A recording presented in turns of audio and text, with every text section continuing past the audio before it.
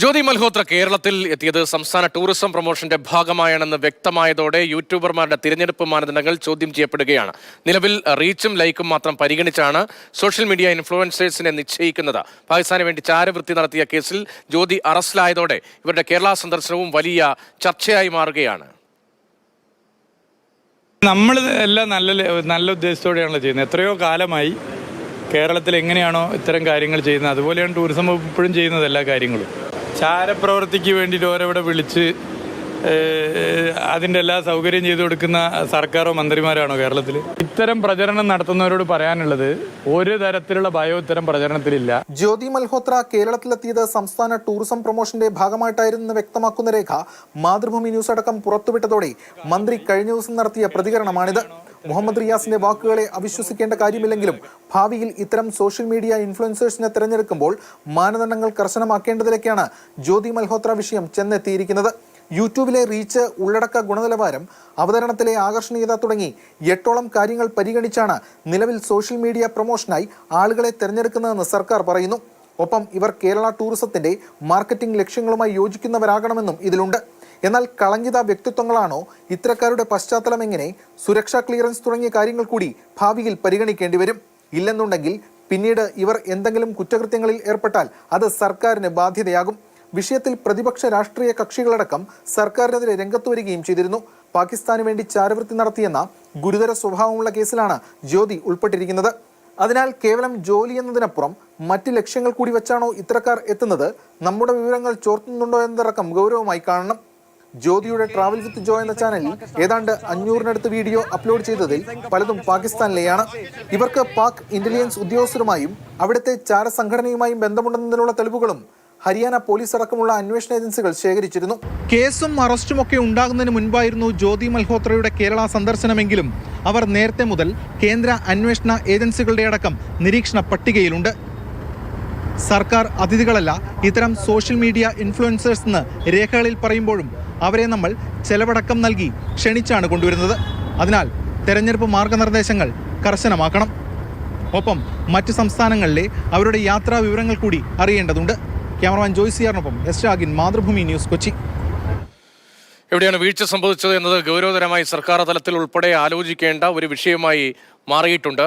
ഇപ്പോൾ ഈ വിവരാവകാശ രേഖ ഉൾപ്പെടെ പുറത്തു വന്നപ്പോഴാണ് കേരളത്തിൽ സന്ദർശനം നടത്തി കേരളത്തെ ലോകത്തിന് മുന്നിൽ പ്രൊമോട്ട് ചെയ്യാൻ വേണ്ടി എത്തിയ വ്ളോഗർമാരുടെയൊക്കെ വിവരങ്ങൾ പുറത്തേക്ക് വന്നത്. ശ്രീ റജി ലൂക്കോസും ഒപ്പം ശ്രീ ഷാബു പ്രസാദ് നമുക്കൊപ്പം തത്സമയം ചേരുന്നുണ്ട്. ആദ്യം ശ്രീ ഷാബു പ്രസാദ്, രഹസ്യ അന്വേഷണം നടത്തേണ്ട ഏജൻസികളുടെ ഭാഗത്തു നിന്ന് ഉൾപ്പെടെ വീഴ്ചയുണ്ടായി എന്ന് വേണ്ടേ കരുതാൻ? ഒരുപക്ഷെ ഇപ്പോൾ നിരവധി ആളുകൾ നമ്മുടെ രഹസ്യാന്വേഷണ ഏജൻസികളുടെ റഡാറിൽ ഉണ്ടാകും. പലവിധ സംശയങ്ങൾ ഉള്ള ആളുകളെ പട്ടിക തിരിച്ചവരെ നിരീക്ഷിക്കുന്നതുമൊക്കെ ഉണ്ടാകും. ഇപ്പോൾ കേരളത്തിൽ വന്ന് പോയതിന് ശേഷമാണ് ഇവരുടെ ചാരവൃത്തിയുമായി ബന്ധപ്പെട്ട വിവരങ്ങൾ വരുന്നതും ഇവർ അറസ്റ്റിലാവുന്നതും ജുഡീഷ്യൽ കസ്റ്റഡിയിലാകുന്നതും എല്ലാം.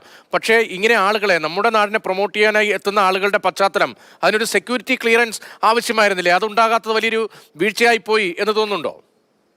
ഇല്ല, ഇവിടെ ഇത് ആരാണ് ചെയ്യേണ്ടത്? ആരാണ് കേരളത്തിനെ പ്രൊമോട്ട് ചെയ്യേണ്ടത്? ആരാണ് കേരളത്തിനെ പറ്റി, നമ്മുടെ നാടിനെ പറ്റി ലോകത്തോട് സംസാരിക്കേണ്ടത്? ആരുടെ നാവിലൂടെയാണ് കേരളത്തിന്റെ ഇമേജ് ടൂറിസ്റ്റുകളുടെ ഇടയിൽ, ലോകരാജ്യങ്ങൾക്കിടയിൽ ബിൽഡപ്പ് ചെയ്യപ്പെടേണ്ടത് എന്ന് തീരുമാനിക്കുന്നത് ആരാണ്? എന്ന് തീരുമാനിക്കുന്നത് കേരള സർക്കാരാണ്. ആ കേരള സർക്കാർ ഇവിടെ ആനയിച്ച് കാശ് കൊടുത്ത് നിങ്ങളുടെയൊക്കെ നികുതി പണം എടുത്ത് വാരിക്കോരി കൊടുത്ത് കൊണ്ടുവന്ന ഒരു സ്ത്രീ രാജ്യദ്രോഹിയായിരുന്നു എന്ന് പറഞ്ഞു കഴിഞ്ഞാൽ അതിന്റെ ഉത്തരവാദിത്വം ആർക്കാണെന്ന്? ഇവിടെ വരുന്നവരുടെ, ഇപ്പൊ നമുക്ക് ഒന്ന് ആലോചിച്ച് നോക്കൂ. ഇവിടെ ഈ ഏതെങ്കിലും ഒരു സർക്കാർ സർവീസിൽ, ഒരു പ്യൂൺ സർവീസിൽ ജോലി കിട്ടണമെങ്കിൽ, അല്ലെങ്കിൽ സർക്കാരുമായിട്ട് ബന്ധപ്പെട്ട എന്തൊരു കാര്യം ചെയ്യണമെന്നുണ്ടെങ്കിലും ഏറ്റവും അടിസ്ഥാനപരമായ കാര്യമാണ് പോലീസ് ക്ലിയറൻസ് എന്ന് പറയുന്നത്, സെക്യൂരിറ്റി ക്ലിയറൻസ് എന്ന് പറയുന്നത്. ഉത്തരേന്ത്യയിലുള്ള ഒരു വ്ളോഗറാണ് ഇവർ, ജ്യോതി മൽഹോത്ര. ഇവരാരാണ്, എന്താണ് എന്നൊക്കെ അന്വേഷിക്കാതെ ഇവരെ പിടിച്ച് കേരളത്തിന്റെ പ്രതിനിധിയാക്കി, ഇനിയിപ്പം ഔദ്യോഗികമായ പ്രതിനിധിയൊന്നും അല്ല, അങ്ങനെ അതൊക്കെ ഇവർ വാദിക്കുമായിരിക്കും. പക്ഷേ ഇവർ ബിൽഡപ്പ് ചെയ്ത ലോകരാജ്യങ്ങളുടെ ഇടയിൽ, അല്ലെങ്കിൽ അങ്ങനെയുള്ള ഇവിടേക്ക് കേരളത്തിലേക്ക് വരണം എന്ന് കേരളം ആഗ്രഹിക്കുന്ന ടൂറിസ്റ്റുകളുടെ ഇടയിൽ ഇവർ ബിൽഡപ്പ് ചെയ്ത ഇമേജ്, ഇവർ കേരളത്തിന്റെ റെപ്രസെന്റേറ്റീവ് എന്നുള്ള നിലയിലാണ്. അവിടെ നമ്മൾ അതിന്റെ ഏകീറി പരിശോധിക്കേണ്ട. അതിന്റെ ഉണ്ടായ ഡാമേജ് എന്ന് പറയുന്നത് അത്ര വലുതാണത്. അതിന്റെ ഞാനിത് ഇത് അറിഞ്ഞുകൊണ്ടാണ് എന്നൊന്നും ഞാൻ പറയുന്നില്ല. പക്ഷേ ഇത് ഞങ്ങൾ അറിഞ്ഞില്ലേ, ഞങ്ങൾക്കൊന്നും അറിയില്ലേ, അവർക്ക് കുറെ ലൈക്കും കമന്റും കിട്ടിയപ്പോഴപ്പോ ഇവരെന്തോ വലിയ സംഭവമാണെന്ന് ഞങ്ങൾ വിചാരിച്ചു, അങ്ങനെ ഞങ്ങൾ അവരെ ചെല്ലും ചെലവും കൊടുത്ത് ഇവിടെ കൊണ്ടുവന്നു എന്നൊക്കെ ഒരു സർക്കാർ പറയുക എന്ന് പറഞ്ഞു കഴിഞ്ഞാൽ അതായത് ഇറസ്പോൺസിബിലിറ്റിയുടെ മാക്സിമം ആണ്. ഏറ്റവും കുറഞ്ഞ പക്ഷം ശരി. ഇന്നലെ ടൂറിസം മന്ത്രിയുടെ പ്രതികരണം ഉണ്ടായിരുന്നു, മുഹമ്മദ് റിയാസിന്റെ പ്രതികരണം ഉണ്ടായിരുന്നു. നല്ല ഉദ്ദേശത്തോടുകൂടി ചെയ്തതാണ്. നേരത്തെയും ടൂറിസം പ്രൊമോഷന് വേണ്ടി ഇത്തരം ആളുകളെയൊക്കെ എത്തിക്കാറുണ്ട്. അങ്ങനെ നല്ല ഉദ്ദേശം ചെയ്തതാണ്. ഇങ്ങനെ ചാരവൃത്തിയുമായി ഇവർക്ക് ബന്ധമുണ്ട് എന്ന വിവരങ്ങളൊന്നും അന്ന് മുന്നിൽ ഉണ്ടായിരുന്നല്ലോ. അതിനെ അങ്ങനെ തെറ്റായി വ്യാഖ്യാനിക്കരുത് എന്നതാണ് അദ്ദേഹത്തിന്റെ അഭ്യർത്ഥന. അപ്പോൾ ആ വാദം കൂടി കാണേണ്ടതല്ലേ? ഇപ്പോൾ അങ്ങനെ ചാരവൃത്തിയുമായി ബന്ധമുള്ളതാണ് എന്നൊരു പശ്ചാത്തലം, അത്തരം വിവരങ്ങൾ നേരത്തെ സർക്കാരിന്റെ മുന്നിലില്ലാതെ വരുമ്പോൾ ഇത്തരം ആളുകളെ ക്ഷണിക്കലത് സ്വാഭാവികമായി കരുതാമോ? ഇല്ല, ഒരു കാര്യം പറയട്ടെ. ഇതിപ്പോ കേരള സർക്കാരുമായിട്ട് ബന്ധപ്പെട്ടായിട്ടുണ്ടല്ലേ ഈ പറഞ്ഞ ഇതുപോലെ ഈ സ്ത്രീയെ അല്ലെങ്കിൽ ഇങ്ങനെ ഇതേപോലെ കുറ്റകൃത്യത്തിന് പിന്നീട് പിടിക്കപ്പെടുന്ന മറ്റാരെങ്കിലും ഏതെങ്കിലും BJP ഓഫീസിന്റെ പരിസരത്തൂടെ പോയിട്ടുണ്ടായിരുന്നെങ്കിൽ ഇവർ ഇവിടെ തലകുത്തി മറിക്കില്ലായിരുന്നോ? ഇവിടെ ഈ ഭൂമി ഇളക്കി ഇവർ തിരിച്ചു വെക്കില്ലായിരുന്നോ? ഇപ്പൊ നമ്മളെല്ലാം കൂടെ ഒന്ന് കൂട്ടി വായിച്ചു നോക്കുമ്പോഴാണ് നമ്മൾ ചില കാര്യങ്ങൾ മനസ്സിലാക്കുന്നത്. ഈ ജ്യോതി മൽഹോത്രയെ അറസ്റ്റ് ചെയ്തു, ചാരവൃത്തിക്ക് അറസ്റ്റ് ചെയ്തു, ഇതായി. സാധാരണഗതിയിൽ സ്വാഭാവികമായ രീതിയിൽ ഒരു ഉത്തരേന്ത്യൻ വനിതയെ, അതും ജ്യോതി മൽഹോത്ര എന്നൊക്കെയുള്ള പേരുള്ള ഒരു വനിത ചാരവൃത്തിക്ക് അറസ്റ്റ് ചെയ്യപ്പെടുമ്പോൾ സ്വാഭാവികമായി കേരളത്തിലെ എക്കോസിസ്റ്റത്തിൽ, പ്രത്യേകിച്ച് കമ്മ്യൂണിസ്റ്റ് എക്കോസിസ്റ്റത്തിലൊക്കെ ഉണ്ടാകേണ്ട ചില പ്രതികരണങ്ങളുണ്ട്, ചില പ്രൊഫൈലുകളിൽ. ഒരു സംഖ്യയെ അറസ്റ്റ് ചെയ്തിരിക്കുന്നു ചാരവൃത്തിക്ക് എന്ന് പറഞ്ഞ് ഇവിടെ ചാനലുകളിൽ ചർച്ചകൾ വരെ നടക്കുമായിരുന്നു. പക്ഷെ അതൊന്നും ഇവിടെ ഉണ്ടായില്ല. അതിന്റെ അപ്പം തന്നെ എനിക്ക് സംശയം, ഇതെന്ത് പറ്റി ഇവിടുത്തെ CPM കമ്മ്യൂണിസ്റ്റ് ഹാൻഡിലുകളൊക്കെ ഇത്ര പെട്ടെന്ന് നന്നായോ എന്ന് വിചാരിച്ചിരുന്നു. കാര്യം ഇത് കുറച്ചായല്ലോ. പക്ഷെ ഇവർക്കറിയാമായിരുന്നു ഇതായിരുന്നു സംഭവം എന്നുള്ള കാര്യം. വിവരാവകാശ രേഖ ഇതിനകത്ത് പുറത്ത് വന്നില്ലായിരുന്നുവെങ്കിൽ, അല്ലെങ്കിൽ അങ്ങനെ ഒരു ഫെസിലിറ്റി ഇല്ലായിരുന്നുവെങ്കിൽ ഇവർ തീർച്ചയായും അങ്ങനെ തന്നെ ചെയ്യുമായിരുന്നു, അങ്ങനെ തന്നെ പറയുമായിരുന്നു. കാര്യം കേന്ദ്ര ഗവൺമെന്റിനെയും BJPയെയും സംഘപരിവാറിനെയും അടിക്കാൻ കിട്ടുന്ന ഒന്നും അവർ കളയില്ലല്ലോ. അത് എത്ര വലിയ രാഷ്ട്രീയമായ ഒരു ആംഗിൾ കൂടി അതിൽ കാണുന്നുണ്ട്. ഞാൻ അങ്ങനെയൊക്കെ തിരിയാം. ശ്രീ റെജി ലൂക്കോസ്, ഇപ്പോൾ വിമർശന സ്വരം ആദ്യം കേൾക്കട്ടെ എന്ന നിലയിലാണ് ഞാൻ അദ്ദേഹത്തിലേക്ക് പോയത്. ശ്രീ റെജി ലൂക്കോസ്, ഗൗരവതരമായ സംഭവമാണ് ഉണ്ടായത് എന്ന കാര്യത്തിൽ തർക്കമില്ല. ഇപ്പോൾ നമ്മുടെ വളരെ പ്രധാനപ്പെട്ട ഇടങ്ങൾ, അവിടെ നേരിട്ട് സർക്കാർ ചിലവിലെത്തി ദൃശ്യങ്ങൾ ചിത്രീകരിക്കുക, ആ ദൃശ്യങ്ങൾ എവിടെയൊക്കെ പങ്കുവയ്ക്കപ്പെടുന്നു എന്ന കാര്യത്തിൽ നമുക്കൊരു വ്യക്തതയും ഇപ്പോഴില്ല. നേരത്തെ ഇത്തരമൊരു പശ്ചാത്തലമുള്ളയാളാണ് എന്നത് അറിയില്ലായിരുന്നു എന്നത് വളരെ പ്രധാനപ്പെട്ട വാദമായി ഇപ്പോൾ ടൂറിസം മന്ത്രി ഉൾപ്പെടെ പറയുന്നുണ്ട്. അക്കാര്യത്തിൽ ഇത് പരിപൂർണമായി നമുക്ക് വിശ്വസിക്കുകയും ചെയ്യാം. അങ്ങനെ അറിയുമായിരുന്നെങ്കിൽ രാജ്യവിരുദ്ധ പ്രവർത്തനം നടത്തുന്ന ഒരാളെ സ്വാഭാവികമായി ഇവിടെ ക്ഷണിച്ചു കൊണ്ടുവരില്ല. അത് സാമാന്യ നിലയിൽ തന്നെ അംഗീകരിക്കാൻ കഴിയുന്ന വാദമാണ്. പക്ഷേ ഒരു സെക്യൂരിറ്റി ചെക്ക് പോലും ഇല്ലാതെ പോകുന്ന തരത്തിൽ നമ്മുടെ സിസ്റ്റം എവിടെയാണ് ലൂസാകുന്നത്? ഏജൻസികൾ എത്തിക്കുന്ന ആളുകളാണോ? രണ്ട് കാര്യങ്ങളുണ്ട്. ഒന്ന്, ആധുനിക ലോകത്തിന്റെ ഏത് പ്രോഡക്റ്റിന്റെയും ഏത് പ്രൊഡക്റ്റിന്റെയും പ്രൊമോഷൻ ഇന്ന് ഏറ്റവും കൂടുതൽ ആശ്രയിക്കുന്നത് സോഷ്യൽ മീഡിയയിലാണ്. ഇന്ത്യയിൽ മില്യൺസ് ഓഫ് വ്യൂവേഴ്സ് ഉള്ള ഒരു സോഷ്യൽ മീഡിയ ഇൻഫ്ലുവൻസ് ആണ് ഈ ജ്യോതി മൽഹോത്ര എന്ന് പറയുന്ന ഹരിയാനക്കാരി. ഈ സ്ത്രീയെ സംബന്ധിച്ചോളം കേരളത്തിൽ സ്വാഭാവികമായിട്ട് നമ്മുടെ ടൂറിസം പ്രൊമോഷനുമായിട്ട് ബന്ധപ്പെട്ട് പല സോഷ്യൽ മീഡിയ ഇൻഫ്ലുവൻസേഴ്സ് നമ്മൾ ആശ്രയിക്കുക. അത് ലോകം മുഴുവനോട്, ഇന്ത്യയിൽ തന്നെ മിക്കവാറും എല്ലാ സംസ്ഥാനങ്ങളും ആശ്രയിക്കുന്നുണ്ട്. ജ്യോതി മൽഹോത്രയല്ല, ഈ ഇൻഫ്ലുവൻസേഴ്സിനെ. അതനുസരിച്ച് നമ്മുടെ ടൂറിസം ഡിപ്പാർട്ട്മെന്റ് അവരെ ക്ഷണിച്ചു വരുത്തി അവർ കേരളത്തിന്റെ പ്രൊമോഷന് വേണ്ടിയിട്ട് അവർക്ക് വേണ്ട സൗകര്യങ്ങൾ ചെയ്തു കൊടുത്ത് അതിനുള്ള പ്രതിഫലം നൽകി. അതിനെന്താ തെറ്റിരിക്കുന്നത്? കാരണം അവരെങ്ങനെ പാകിസ്ഥാൻ ചാരവരുതിയാണെന്നുണ്ടെങ്കിൽ ഇത് കണ്ടുപിടിക്കേണ്ടത് ആരായിരുന്നു? ഇന്ത്യ ഗവൺമെന്റ് അല്ലേ. അവർ കേരളത്തിൽ വരുന്നതിന് മുമ്പ് അവർ 2 തവണ പാകിസ്ഥാൻ സന്ദർശിച്ചിട്ടുണ്ട്. ഇന്ത്യയുടെ ഒരു ശത്രു രാജ്യമായ പാകിസ്ഥാനിൽ 2 തവണ സന്ദർശിച്ച ഒരു സ്ത്രീ എന്തുകൊണ്ടാണ് ഇന്ത്യയുടെ ദേശീയ അന്വേഷണ ഏജൻസികൾ ഫോളോ അപ്പ് ചെയ്യാത്തത്? ഇവരെ ശ്രദ്ധിക്കണം എന്നുള്ള മെസ്സേജ് എന്തുകൊണ്ട് സംസ്ഥാന വിജിലൻസിനോ അല്ലെങ്കിൽ ഇന്റലിജൻസിനോ അവർ മെസ്സേജ് കൊടുക്കാറുന്നത്? തന്നെയുമല്ല, ഏറ്റവും ഗുരുതരമായ ഒരു ആരോപണം വേറെയുണ്ട്. കൊച്ചിൻ ഷിപ്പ്യാർഡ് ഈ സ്ത്രീ സന്ദർശിച്ചു. കൊച്ചിൻ ഷിപ്പ്യാർഡിലേക്ക് എൻട്രൻസ് എങ്ങനെയാണ് കിട്ടുന്നത്? അത് കേന്ദ്ര സർക്കാരിന്റെ അണ്ടറിലുള്ളതാണ് കൊച്ചിൻ ഷിപ്പ്യാർഡ് എന്ന് പറയുന്നത്. നമ്മുടെ യുദ്ധക്കപ്പലുകൾ ഇപ്പോൾ നിർമ്മിക്കുന്നുണ്ട്.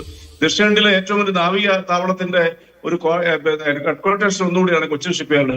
അവിടെ കയറുക മാത്രമല്ല, ഈ പറയുന്ന ജ്യോതി മൽഹോത്ര ക്യാമറ പോലും ഉപയോഗിക്കാൻ പാടില്ലാത്ത നമ്മുടെ സെൻസിറ്റീവ് ആയിട്ടുള്ള വളരെ വളരെ രാജ്യസുരക്ഷയുമായിട്ട് ബന്ധപ്പെട്ട പ്രദേശങ്ങളിലൊക്കെ അവർ വീഡിയോ ഷൂട്ട് ചെയ്തിട്ടുണ്ട്.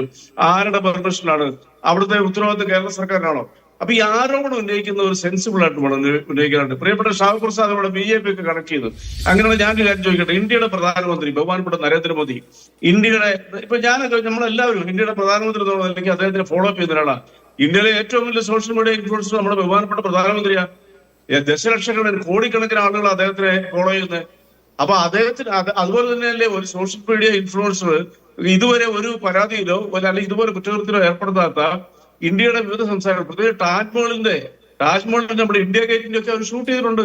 അങ്ങനെ ഒരു സ്ത്രീ ഇവിടെ വന്ന് നമ്മുടെ സംസ്ഥാനത്തെ ടൂറിസം പ്രൊമോഷന്റെ ഭാഗമായിട്ട് അവരെ അപ്പോയിന്റ് ചെയ്ത് വന്നതിന് എന്ത് തെറ്റാ ഉള്ളത്?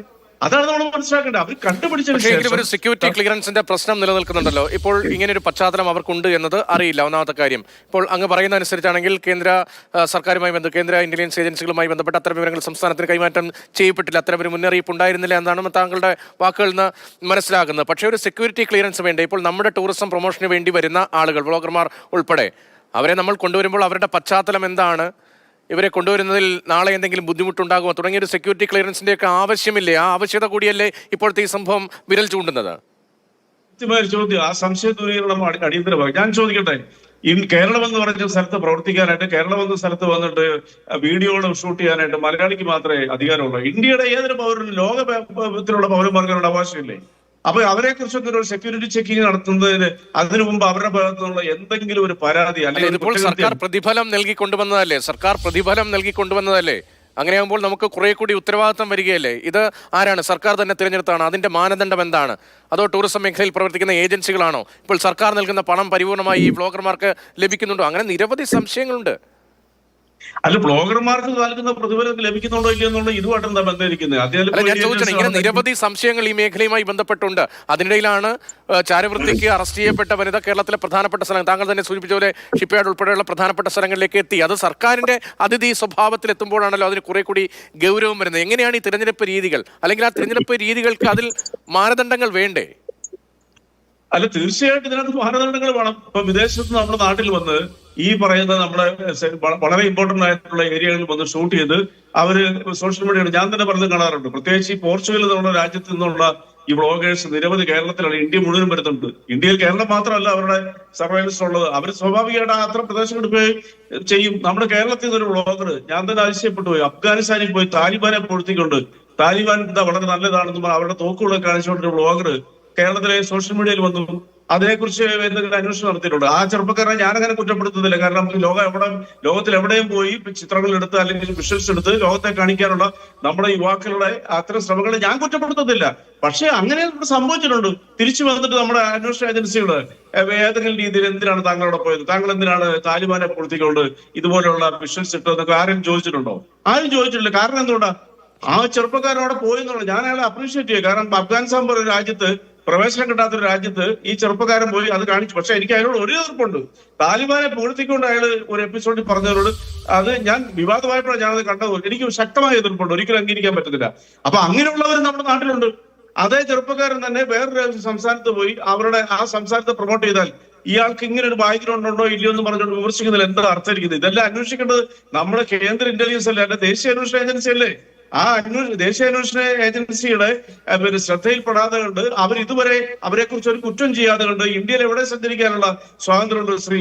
സ്വാഭാവികമായിട്ട് ഒരു സോഷ്യൽ ഇൻഫ്ലുവൻസർ എന്നുള്ളതായിരിക്കും അവരെ വിളിച്ചു വരുത്തി അവർക്ക് പ്രതിഫലം കൊടുത്ത് ചെയ്യണം. അങ്ങനെ പ്രതിഫലം വാങ്ങിച്ച് സോഷ്യൽ മീഡിയയിൽ പ്രൊമോട്ട് ചെയ്യുന്ന ആയിരക്കണക്കിന് സോഷ്യൽ മീഡിയ ഹാൻഡിലുകളുണ്ട്. അവരെല്ലാം നമുക്ക് ഇങ്ങനെ കുറ്റപ്പെടുത്താൻ പറ്റുമോ? ഞാൻ നല്ല ഉദ്ദേശത്തോട് കേരളത്തിലെ ടൂറിസം പ്രൊമോഷന് വേണ്ടിയിട്ട് കേരള ടൂറിസം പ്രൊമോഷനിലെ KTDC ഓർ ടൂറിസം ഡിപ്പാർട്ട്മെന്റ് ചെയ്തതിനെ ഈ രീതിയിൽ വക്രീകരിക്കാൻ പറയുന്നത് നിർഭാഗ്യമായി. ഇതിപ്പോ പ്രകാശ് ജാവ്ദേക്കർ ഒരു മീഡിയയ്ക്ക് കൊടുത്ത് ബൈറ്റ് ഞാൻ ശ്രദ്ധിച്ചായിരുന്നു. അദ്ദേഹം പറയുന്നത് ബഹുമാനപ്പെട്ട മുഹമ്മദ് റിയാസ് മറുപടി പറയേണ്ടവരെന്ന് പറഞ്ഞ് അദ്ദേഹം എന്തിനാ ചെയ്തിരിക്കുന്നത്? അങ്ങനെയാണെന്നുണ്ടെങ്കിൽ ഇവിടെ കേരള ടൂറിസം എന്ന് പറയുന്നതിന്റെ ഉള്ളിൽ ആർക്കും കയറാൻ മേലെ. ആദ്യമായിട്ട് ചെയ്യേണ്ടത് ഈ സ്ത്രീ അണ്ടർ നിരീക്ഷണത്തിലാണ്, ഒബ്സർവേഷനിലാണ് കേന്ദ്ര സർക്കാരിന്റെ. ഇവരെ ശ്രദ്ധിക്കണമെന്നൊരു മെസ്സേജ് ആത്യന്തികമായിട്ട് കൊടുക്കേണ്ട കേന്ദ്ര ഏജൻസികളല്ലേ? അത് വളരെ പ്രധാനപ്പെട്ട ഒരു പോയിന്റാണ് ശ്രീ ഷാവു പ്രസാദ്. അങ്ങനെ ഒരു മുന്നറിയിപ്പ് സ്വാഭാവികമായും ഇങ്ങനെ നിരീക്ഷണത്തിലുള്ള ആളുകളുടെ കാര്യത്തിൽ രഹസ്യ വിവരമാണെങ്കിൽ അത് നമ്മുടെ രഹസ്യാന്വേഷണ വിഭാഗങ്ങൾ തമ്മിലാണല്ലോ ആ കോർഡിനേഷൻ എപ്പോഴും നടക്കുക. കേന്ദ്രവും സംസ്ഥാനങ്ങളും തമ്മിലുള്ള കോർഡിനേഷൻ അത് ഓരോ മണിക്കൂറിലും ഓരോ ദിവസവും അപ്ഡേറ്റ് ചെയ്യപ്പെട്ടുകൊണ്ടേയിരിക്കുകയാണ്. അത്തരം വിവരങ്ങൾ പൊതുസമൂഹത്തിന് മുന്നിലേക്ക് വരികയില്ല എന്ന് മാത്രമേ ഉള്ളൂ.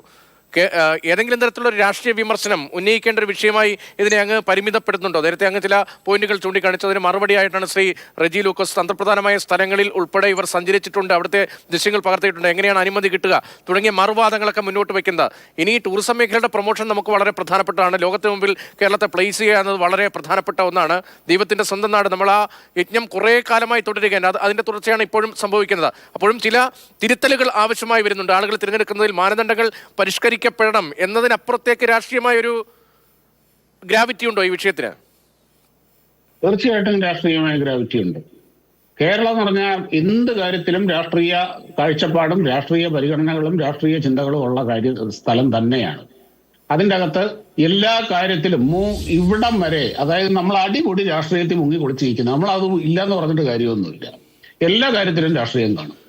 പിന്നെ മറ്റൊന്ന്, ഇവിടെ ഈ കൊച്ചിൻ ഷിപ്പ്യാർഡിലും ഇവിടെയൊക്കെ ഇവരെങ്ങനെ കയറി അനുവാദം മേടിച്ച് അവിടുന്ന് പാസും എടുത്ത് ആർക്ക് വേണമെങ്കിൽ ഇപ്പൊ വേണമെങ്കിൽ ഷിപ്പ്യാർഡിന്റെ അകത്ത് കയറാൻ പറ്റും, അതിൻ്റെ അകത്ത് സന്ദർശനം നടത്താൻ പറ്റും ഷിപ്പ്യാർഡിന്റെ അകത്ത്. അത് മാത്രമല്ല, അപ്പോൾ കേരളത്തിന്റെ അതിഥിയായി വന്ന, കേരളത്തിന്റെ ടൂറിസം പ്രൊമോഷന് വേണ്ടിയിട്ട് കേരളം കൊണ്ടുവന്ന സംസ്ഥാനത്തിന്റെ ഔദ്യോഗിക പ്രതിനിധിക്ക് ഇവിടെ കയറാൻ പറ്റില്ല, കയറാൻ സാധിക്കില്ലേ? പൊതുജനങ്ങൾക്ക് വരെ കയറാൻ പറ്റും. അവിടെ അനുവാദം വാങ്ങണം, അതിന്റെ നടപടികളിൽ കൂടെ പോകണം എന്ന് മാത്രം. പിന്നെ ഇവിടെ പറഞ്ഞ ഒരു പോയിന്റ് പ്രധാനമാണ്, ശ്രീ റെജി ലൂക്കോസും അത് പറഞ്ഞു. അതായത് നമ്മുടെ ടൂറിസത്തിനെ പ്രൊമോട്ട് ചെയ്യാൻ വേണ്ടിയും കേരളത്തിനെ ലോകത്തിന്റെ മുമ്പിൽ അവതരിപ്പിക്കാൻ വേണ്ടിയും സോഷ്യൽ മീഡിയയുടെയും സോഷ്യൽ മീഡിയ ഇൻഫ്ലുവൻസേഴ്സിന്റെയും ഒക്കെ സഹായം തേടുന്നതിലൊന്നും ഒരു കുഴപ്പവുമില്ല, യാതൊരു പ്രശ്നവുമില്ല. അദ്ദേഹം ഇവിടെ പ്രത്യേക ഒരു പോയിന്റ് ചൂണ്ടിക്കാണിച്ചു. ഇന്ത്യയിലെ ഏറ്റവും വലിയ, ലോകത്തിലെ തന്നെ ഏറ്റവും വലിയ സോഷ്യൽ മീഡിയ ഇൻഫ്ലുവൻസറിൽ ഒരാളാണ് നമ്മുടെ ബഹുമാനപ്പെട്ട പ്രധാനമന്ത്രി. ഈ മുഹമ്മദ് റിയാസിനോ അല്ലെങ്കിൽ പിണറായി വിജയനോ അല്ലെങ്കിൽ കേരള സർക്കാരിന് ഔദ്യോഗികമായിട്ട് പ്രധാനമന്ത്രിയോടൊന്ന് ചോദിച്ച്, ഞങ്ങൾ ഈ കേരളത്തിലെ ടൂറിസം വികസനത്തിന് വേണ്ടി അങ്ങയുടെ ഒരു പോസ്റ്റ് അല്ലെങ്കിൽ അങ്ങയുടെ ഒരു വീഡിയോ ആവശ്യമുണ്ട് എന്ന് പറഞ്ഞാൽ 10 പൈസ ചെലവില്ലാതെ പ്രധാനമന്ത്രി ചെയ്തു തരും. ഈ ലോകത്തിലെ ഏറ്റവും വലിയ സോഷ്യൽ മീഡിയ ഇൻഫ്ലുവൻസറിൽ ഒരാളായ പ്രധാനമന്ത്രി നരേന്ദ്രമോദി ഈ കേരളത്തിന് വേണ്ടി വേണമെങ്കിൽ അദ്ദേഹം വീഡിയോ ചെയ്തു തരും. ശ്രമിച്ചിട്ടുണ്ടോ? 5 പൈസ പോലും കൊടുക്കണ്ട, 5ന്റെ പൈസ കൊടുക്കാതെ അദ്ദേഹം ചെയ്തു തരും. എന്തായാലും വളരെ പ്രധാനപ്പെട്ട ഒരു നിർദ്ദേശം മുന്നോട്ട് വെച്ചിരിക്കുകയാണ്. എന്തായാലും അതൊക്കെ നമ്മുടെ ടൂറിസം വകുപ്പ്, ടൂറിസം മന്ത്രി ഉൾപ്പെടെ ചർച്ച ചെയ്തത്. പക്ഷേ വിഷയത്തിന്റെ ഗൗരവം കുറയുന്നില്ല. സമയപരിമിതി ഉള്ളതുകൊണ്ടാണ് ഇടപെടുന്നത്. രണ്ടുപേരും കാര്യങ്ങൾ 2 ഭാഗം വിശദീകരിച്ചു. സമയപരിമിതി ഉള്ളതുകൊണ്ട് ഇടപെടുന്നതാണ്. ഈ വിഷയത്തിൽ ഗൗരവമുള്ള പരിശോധനകൾ ഇനിയെങ്കിലും ഉണ്ടാകേണ്ടതുണ്ട് എന്നതാണ് പൊതുവിൽ ചർച്ചകളിൽ ഉയർന്നു വരുന്നത്. എന്ത് മാനദണ്ഡമാണ് ഇത്തരം ആളുകളെ തിരഞ്ഞെടുക്കുന്നതിൽ? ആരാണ് തിരഞ്ഞെടുക്കുന്നത്? സർക്കാരിന് നേരിട്ട് റോളുണ്ടോ അതോ ഏജൻസികളാണോ?